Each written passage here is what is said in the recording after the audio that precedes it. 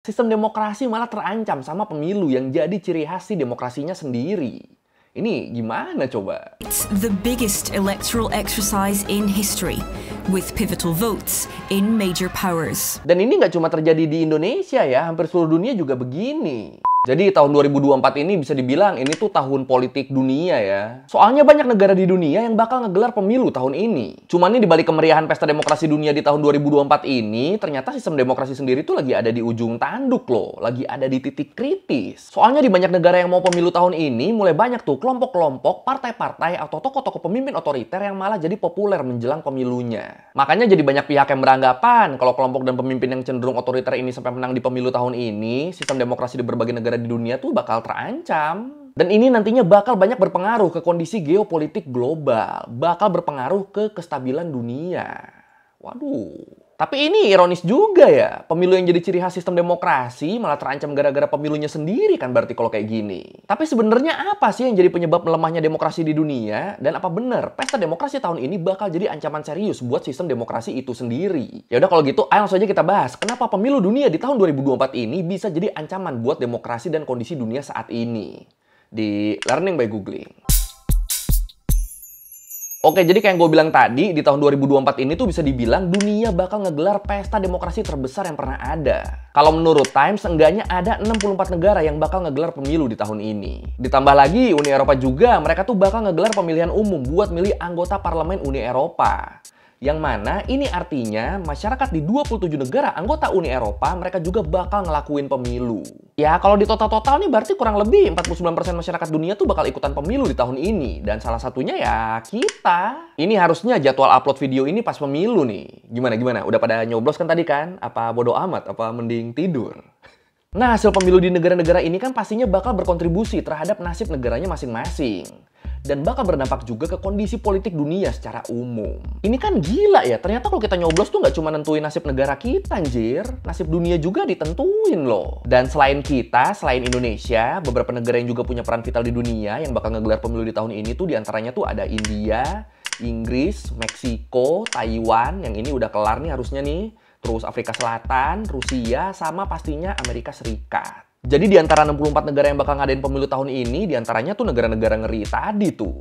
Jadi ya kebayang kan bakal sekrusial apa hasil pemilu tahun ini. Nah yang menarik nih, di saat tahun ini bakal jadi tahun pemilu terbesar yang pernah ada, ternyata kalau menurut laporan dari International Institute for Democracy and Electoral Assistance disebut, puncak pandemi COVID di tahun 2020 kemarin tuh malah ngebikin seenggaknya 43% negara demokrasi di dunia ngalamin penurunan kualitas demokrasi yang signifikan loh. Dan laporan tadi juga didukung sama laporan lain dari Freedom in the World di tahun 2021 yang nyebut kalau tren ketidakpercayaan terhadap sistem demokrasi di dunia tuh meningkat drastis setelah terjadinya pandemi. Jadi gara-gara pandemi orang-orang tuh banyak yang ngerasa, alah demokrasi, tai lah. Gue pilih siapa juga hidup gue tetap susah di sini. Nah di era-era pandemi pemikiran-pemikiran gitu tuh makin naik tuh, makin berkembang tuh, makin banyak yang ngerasa gitu tuh.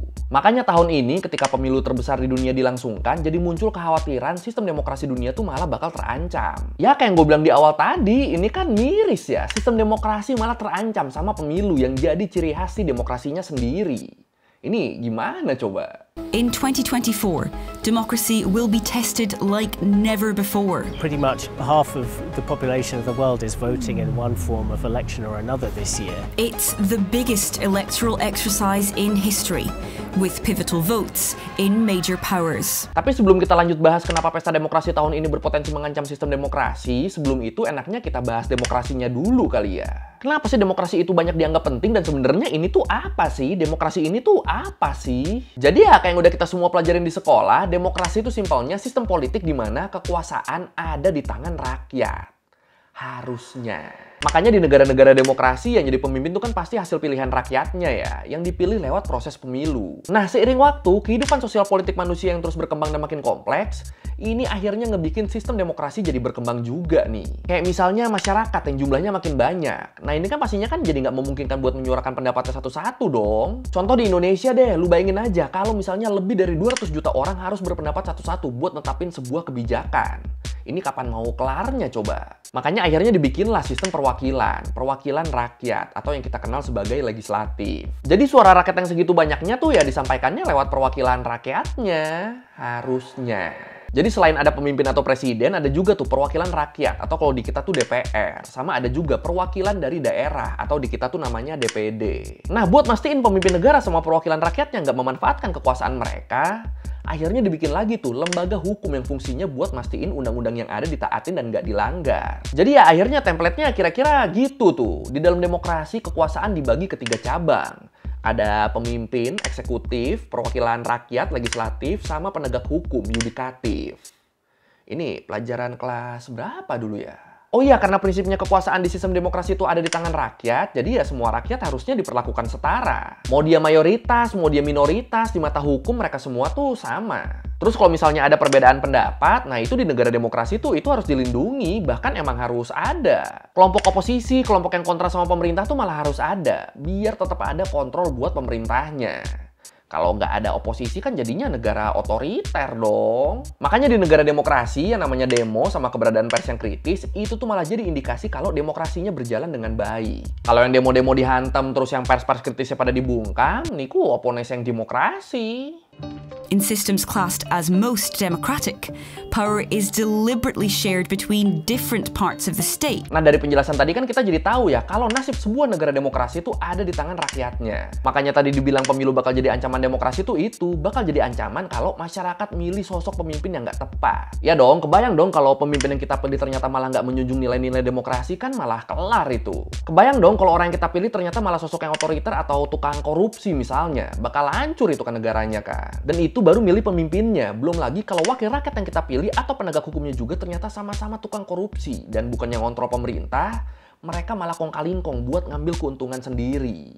Kalau kayak gitu kan bahaya kan. Dan sayangnya ancaman inilah yang sekarang lagi jadi kekhawatiran di banyak negara nih. Contohnya kayak yang baru kelar pemilu deh, Taiwan. Gue yakin lu tau lah, Taiwan sama Cina daratan kan mereka emang udah lama berkonflik ya. Dan masyarakat Taiwan sendiri mereka cenderung pengen berdiri sendiri. Mereka nggak mau jadi bagian dari mainland China.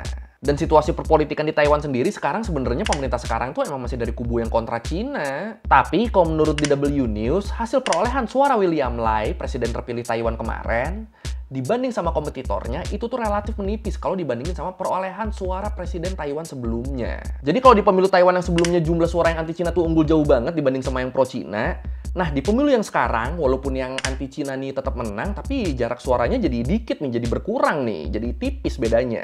Jadi ya dari hasil pemilu ini kelihatan nih, kalau ternyata makin banyak masyarakat Taiwan yang mulai setuju buat pro-China, atau ya seenggaknya nggak anti-anti amat lah sama Cina. Jadi ya sekarang walaupun yang anti-China ini masih mayoritas, tapi yang pro-China ini pelan-pelan naik terus mereka. Nah ini di satu sisi ini mungkin bagus, tapi di sisi lain kita juga harus ingat kalau China tuh kan walaupun ada beberapa unsur demokratisnya, tapi basicnya mereka tuh dipimpin sama satu partai kan, dipimpin sama partai komunis. Dan kepemimpinannya juga kan tipikal yang autokratik gitu kan. Makanya di sini jadinya banyak pihak yang khawatir, kalau sampai partai yang berkuasa di Taiwan mutusin buat gabung sama mainland China, jelas ini ancaman buat demokrasi di Taiwan nih. Taiwan yang selama ini mereka ada beberapa partai kan mereka pakai pemilu, nah itu kalau sampai gabung mainland China bisa-bisa jadi dikuasain partai komunis doang tuh. Takutnya begitu.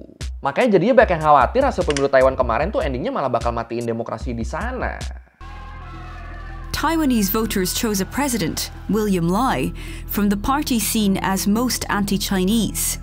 But this time the party held onto power by a narrower margin. So a bit of a split result. On the one hand, continuity of a kind of robust line towards China. On the other hand, a significant chunk, a majority of the electorate saying it's time to try to get on better with the Chinese. Terus contoh lain misalnya India. India tuh kan sekarang dipimpin sama Narendra Modi ya, Perdana Menteri India dari Bharatiya Janata Party, dari BJP, dari partai sayap kanan di sana. Ini kalau lu inget di video gue yang ngebahas soal larangan makanan halal di India, nah BJP ini tuh yang naikin isu ini. Nah saat ini Modi ini, dia nih berpeluang besar kepilih lagi jadi Perdana Menteri India. Dan Narendra Modi sendiri, dia tuh dikenal dengan gaya pemerintahan mayoritarianisme. Gaya pemerintahan yang nganggep kalau kelompok mayoritas itu tuh punya hak lebih banyak buat mengambil keputusan. Makanya di India sekarang kan segala macamnya tuh kayak lebih ngarah ke kelompok Hindu gitu kan. Soalnya ya emang mereka mayoritas di sana dan emang gitu juga gaya pemerintahannya. Padahal dulunya waktu awal-awal mereka merdeka, India tuh justru dikenal sebagai negara sekuler yang nggak ngebeda-bedain masyarakatnya loh. Mau dia Hindu, Islam, Kristen atau apapun, semuanya dianggap sama tuh. Sekarang mulai geser nih. Tapi terus kalau menurut DW News, Modi tuh ngebantah narasi mayoritarianisme ini nih. Dia nyebut India tuh rumah buat semua kelompok masyarakat, nggak cuma orang-orang Hindunya aja. Tapi ya di sini banyak kelompok minoritas yang ngerasa omongan Modi ini babacotan belaka ya. Soalnya mereka ngerasanya mereka masih sering didiskriminasi tuh sama mayoritas, bahkan sama aparat juga. Khususnya di sini tuh kelompok muslim yang jadi minoritas dominan di India. Kalau lo butuh contoh diskriminasinya ya balik lagi di kasus makanan halal yang pernah kita bahas aja deh. Itu kalau India emang bener rumah buat semua golongan kan nggak akan ada dong kasus itu dong. Ini 2 kali keluar nih thumbnailnya nih, ya masa nggak disamperin sih videonya. Marketing. Apalagi terus kalau menurut Amrita Chema, jurnalis India, dia bilang partai BJP juga tuh naruh orang-orangnya di lembaga-lembaga pemerintahan vital. Dan mereka juga seakan ngasih ancaman ke media-media yang ngeritik BJP sama Modi. Jadi misalnya ada jurnalis yang dianggap terlalu vokal nih, nah itu nantinya si perusahaan medianya bakal disamperin sama aparat dan mereka bakal dikenain semacam pajak tambahan. Nah gara-gara ini kan jadinya media-media banyak yang bungkam dong, daripada speak up terus beban pajaknya malah nambah kan. Padahal kayak yang gue bilang tadi, kebebasan media buat mengkritik pemerintah tuh adalah salah satu kunci utama demokrasi yang baik. Ini sama pemerintahan Modi dan partainya, media-media malah dibungkam nih. Jadi kalau sampai di pemilu India kali ini Modi kepilih lagi, wah itu banyak yang takut demokrasi di India jadi bye-bye tuh. In recent years, analysts have begun raising questions about what they call Modi's majoritarian style of governance. What they mean is pandering to the aspirations of the majority community. Now that is the Hindu community in India. The Hindus are an overwhelming majority in India. Contoh lain, kita pindah benua deh nih, Uni Eropa sama Amerika. Kita bahas yang Uni Eropa dulu aja deh ya. Jadi di tahun 2024 ini, negara-negara Uni Eropa tuh bakal melangsungkan pemilu buat memilih perwakilan dari masing-masing negara di Parlemen Eropa. Nah selama ini Parlemen Eropa tuh kan kebanyakan didominasi sama kelompok tengah kanan sama tengah kiri ya. Jadi selama ini kayak gitu, nggak terlalu ke kanan, nggak terlalu ke kiri. Tapi sejak tahun 2019, kelompok sayap kanan mulai populer di Parlemen Eropa. Bahkan salah satu narasi yang sering digaungkan sama kelompok sayap kanan ini adalah Euroskeptik, ketidakpercayaan sama Uni Eropa.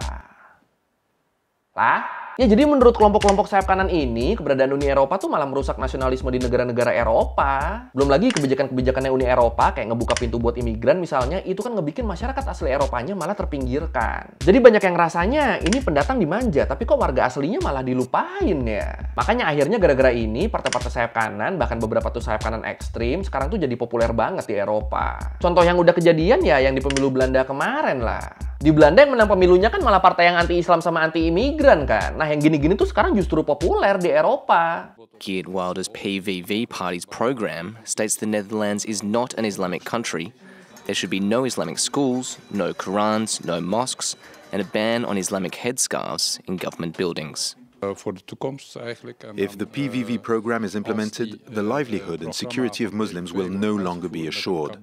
Oke, contoh negara terakhir deh nih, kita bahas Amerika. Jadi di tahun 2024 ini, Amerika juga bakal ngadain pemilu buat nentuin siapa presiden mereka selanjutnya. Ini pesertanya masih sama nih, antara Joe Biden dari Partai Demokrat sama Donald Trump dari Partai Republik. Dan kalau menurut beberapa lembaga survei, kayak 272 sama The Economist, disebut kalau Donald Trump tuh kelihatannya lebih potensial buat menang di pemilu kali ini. Dan buat banyak pihak, potensi Donald Trump menang ini ternyata jadi semacam ancaman loh. Kenapa jadi ancaman? Soalnya orang-orang yang merasa terancam ini mikirnya kalau Partai Republik menang nih, partai yang merupakan oposisi dari pemerintah sekarang, ini pasti bakal berimbas ke banyaknya perubahan kebijakan di sana. Ya kan biasanya gitu ya oposisi kalau menang kan, apa yang udah dibikin sama pemerintah sebelumnya itu diganti-gantiin tuh. Nah ditakutkan perubahan kebijakan yang drastis di Amerika ini nih bakal ngebawa dampak besar juga ke kondisi dunia. Yang paling jelas pastinya ke perang Rusia-Ukraina lah. Di sini banyak pihak yang menilai kalau Trump sampai menang, sokongan dana buat Ukraina dari Amerika tuh pasti bakal dipangkas banyak banget. Sesuai sama apa yang mereka kampanyein selama ini.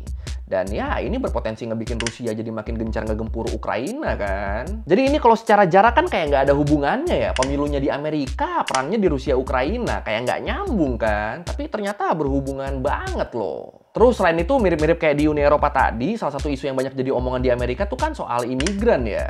Dan kubu Republik, kubunya Donald Trump, mereka tuh emang anti banget sama imigran. Bahkan rencananya kalau Trump sampai menang, imigran-imigran yang boleh masuk di zaman Biden itu tuh bakal langsung dideportasi balik ke negara-negara asalnya. Jadi ya lagi pada deg-degan nih imigran-imigran di sana, terutama yang pada belum punya dokumen ya. Wah ini kalau Trump menang kita balik deh nih, pada mikirnya gitu tuh udah tuh. Nah, popularitas Partai Republik yang terus naik ini juga, ini meningkatkan potensi pos legislatif bakal diisi sama orang-orang Republikan. Dan kalau sampai ini terjadi, banyak pihak yang khawatir demokrasi di Amerika ke depannya tuh bakal terpengaruh. Imigran yang mungkin emang butuh bantuan aja bakal dilibas kan, apapun alasannya. Nah, ini aja kan udah contoh langkah-langkah nggak demokratis kan. Jadi ya demokrasi di Amerika ke depannya bakal bahaya nih kalau Trump sampai menang. Banyak yang mikirnya gitu. He says, "You're not going to be a dictator, are you?" I said, "No, no, no, other than day one.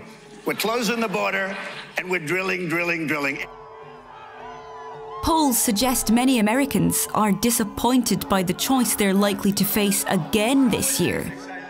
Dan kalau kita cari faktor-faktor penyebab kenapa situasi demokrasi dunia bisa jadi begini ya, salah satu alasannya sosmed sih. Algoritma sosmed sekarang kan nyuapin apa yang kita suka ya, bukan apa yang kita butuh kan. Jadi misalnya di pemilu lu suka sama satu paslon, nah itu disuapinnya tuh info-info tentang paslon itu doang tuh. Kita senang nerima infonya, padahal mungkin ternyata itu hoax misalnya. Jadi jarang tuh kita dibikin mempertimbangkan kebijakan paslon lain atau bikin kita jadi ngaduin gagasan semua paslon, jarang itu. Suapin aja yang lu suka pokoknya biar lu seneng. Jadi ya kalau kita nggak inisiatif nyari sendiri, kita bakal disuapin satu sisi doang terus-terusan. Dan ini nggak cuma terjadi di Indonesia ya, hampir seluruh dunia juga begini. Ngeri juga ya. Tapi kalau menurut lu sendiri gimana nih? Apakah demokrasi di Indonesia juga terancam atau di kita masih aman-aman aja? Yang mana nih? Silakan komen. Even in places where people choose their leaders through the hard-won right to vote, many seem drawn toward candidates with dubious democratic credentials. Oke, sekian review kali ini tentang nasib demokrasi dunia di tahun 2024 ini. Kalau merevisi kayak gue ada salah, atau mau nanya, atau nambahin nggak di video, bisa tulis di komen, kita diskusi kayak biasa. Sekali lagi, thank you nonton, jangan lupa like, comment, subscribe. Bye.